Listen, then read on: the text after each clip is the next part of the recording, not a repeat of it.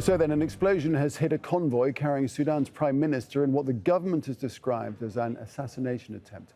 Abdalla Hamdok was travelling through Khartoum when there was a roadside blast. The vehicle he was in was damaged, as well as several others. The government says it was a targeted attack and investigations are underway to try and determine who was responsible. The Prime Minister and the convoy members were not injured. They were all safe, except one person who fell from a motorcycle. The Prime Minister is doing his job now from his office and investigations are underway. We know that there are people who are trying to target the revolution of the Sudanese people and to attack the gains of the revolutionaries. But we stress that revolution is going on and the revolution will continue its path.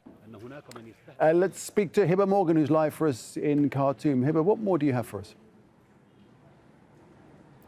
Well, at the moment, what we know is what we heard from the government spokesperson, the Minister of Information, Faisal Mohammed Saleh, who gave more information about the attack. We know that there was an explosion from a car bomb that was next to or nearby the convoy of the Prime Minister, and that he was uninjured along with his staff, except for one of the members of the motorcade. Now, we also heard from the government spokesperson that there was shooting at the convoy following the explosion. And this is raising a lot of questions about the security that was with the Prime Minister during his movement from Kober, which is not very far from his office, just a few kilometers.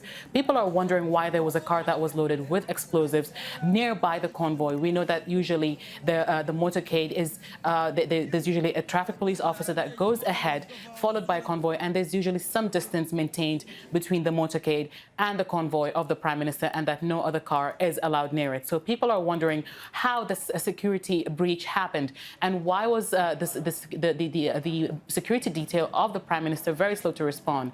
But we've also seen the office of the Prime Minister tweeting out pictures of him in the office and him with several members of his cabinet.